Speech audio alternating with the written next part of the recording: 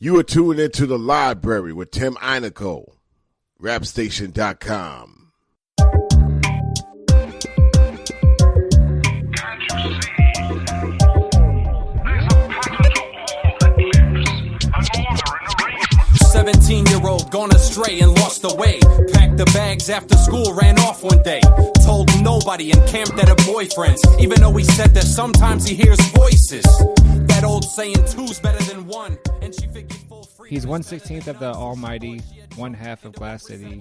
His newest album, Zone 2, set to be released early 2014. He's the Midwest Zone, Nino Graye. Nino Graye, welcome to And You Don't Stop with Chuck D on The Library with Tim Einico. What's going on, Tim, Chuck, guys, everyone at the family over there? Glad to be here, man. Cool. Thanks for coming on. So Zone 2 is your newest album. What did you hope to accomplish with this album, and then how did you make sure you were able to achieve this? Well, Zone 2, to answer that, I got to talk about the first one for a second. When I initially stepped out to do these albums, the Zone 2 is basically just called the vault. It's kind of like my place for records to go when they don't fit an overall project vibe, or if they're not the same ambience, they kind of just build up on my computer until I have enough. And then I kind of put it together. I treat it like a mixtape.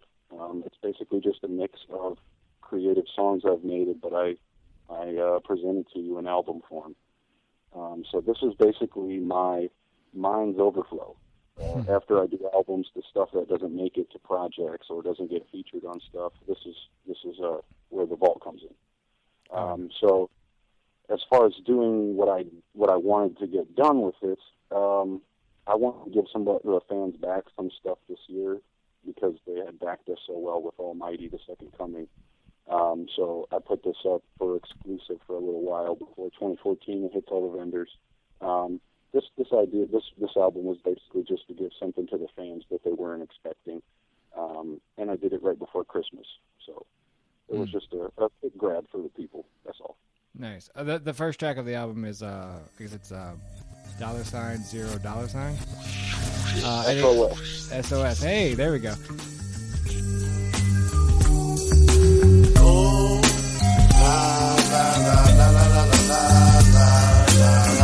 Yeah. All right. Out the corner of my eye, Graye seen it.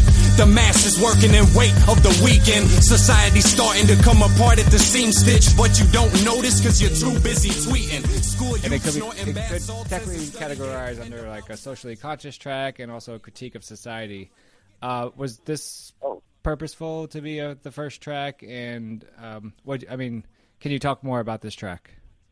SOS is survival outsourced. Oh, nice. It's just kind of what I'm seeing America seems to be doing right now. We're taking in a lot more import than we export. The dollar might not be the Federal Reserve's money, international currency after like 2017. We just seem to be in a very tumultuous place for an American, for me being an American. So that was like my synopsis on how I seen everything going. Seems to be very socially relevant. Everyone's superficial, internet time. And I just kind of got tired of it. And that was my way of trying to poke fun at consumers, but at the same time, give them a little bit of an eye-opener, like, wow, holy shit, I was on Twitter. I was more worried about Twitter than this dude who got his face chewed off by a fucking bath salt zombie, or, the Occupy movement that happened. It kind of just disappeared after Jay-Z put out a T-shirt. So it's just things like that I didn't sit well with. So SOS came out. Nice. And I'm going to actually jump around a little bit on your album, but because it kind of leads me into another question that I had, and it has to do with the track Death Wish. And it could be, if you just like listen to the track, it could be seen as kind of a quote unquote kind of morbid track, I guess. But that said, and you kind of talk about this in SOS, when you do write your music, what percentage of it for you is kind of autobiographical? What percentage is fantasy? Or is it just like really a great way for you to kind of either, vent or be able to speak for people that just don't have the voice to speak? That's a good question. Death Wish was, I definitely agree. I've had people say, that's kind of dark, or we don't like that Nino. We like the progressive kind of Nino, the positive Nino.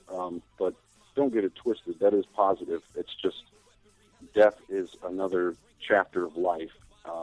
We become pure energy. We go back to the energy after this. This is all borrowed. So me saying that I live like a death wish is just saying I'm not scared of what's coming. I'm going to do everything I can in this life with this power I've been given by the higher energy. As far as some of the more morbid tones and talking about dialogue, friend dialogue, or dealing with alcohol or drugs, that's where I feel I try to speak for people who maybe don't know they need a voice. They just drink or smoke to get by, to stay numb, but they've done it so long that now they're even numb to their own conscious. Oh, nice. So, if that's your way, that's your death wish, So it's kind of a two-sided blade there. For me, it means I'm going to live it to the fullest. For others, it may mean you never do anything. So. From every day of my life, reading about the greats who change how we see our plight, hearing courageous tales about us putting up a fight. One thing that they had in common, ain't none of them afraid to die. As I grow old, my friends, they trying to start dialogue about the perilous path I'm riding on, telling me to find a God or to try and solve my problems without relying on the final call. And sometimes they try and call, I don't pick up, not because I'm depressed or nothing, no mix-up. Plain as can be, they don't see what I see, yet there's pain when I speak, but they don't like my vision. I want to go back to another track on the album, which is Lost Boys, which is kind of I think is one of my favorite tracks on the album. Thank you. Because I think it really highlights your flow, your lyricism, and there's something about it that really you could tell you have the passion for the music and the culture. Can you talk about writing this track and what you want to tell folks and the listeners with this track? Lost Boys, definitely one of my personal favorites, just from the creative process standpoint.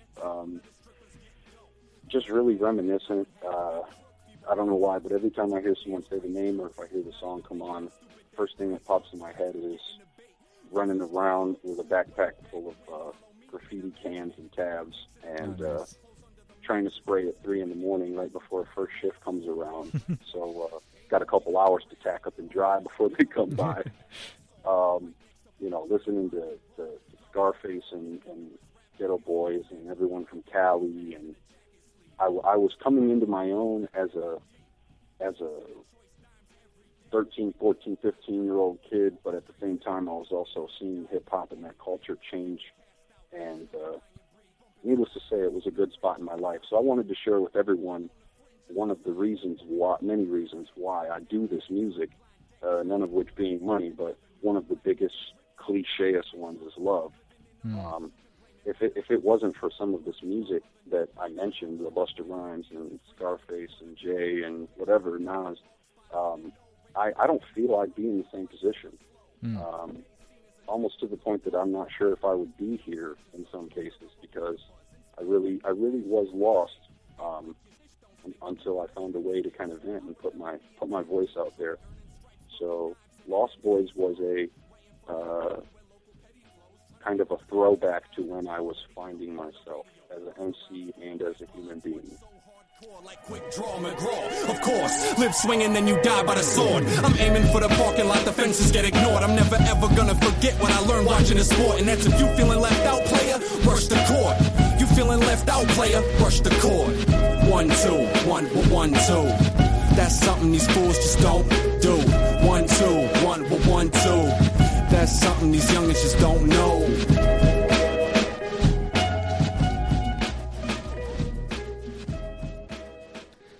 And that actually goes into Lost Boys. Actually is followed by another favorite track of mine is Reality.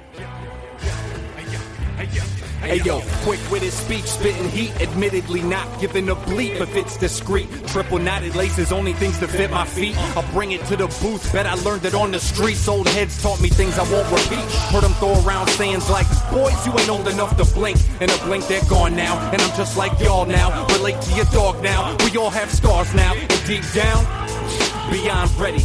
Rock with the MC God amongst many. Bet we get the better of the odds regardless what the cards tell me. Just straight fire, no hook.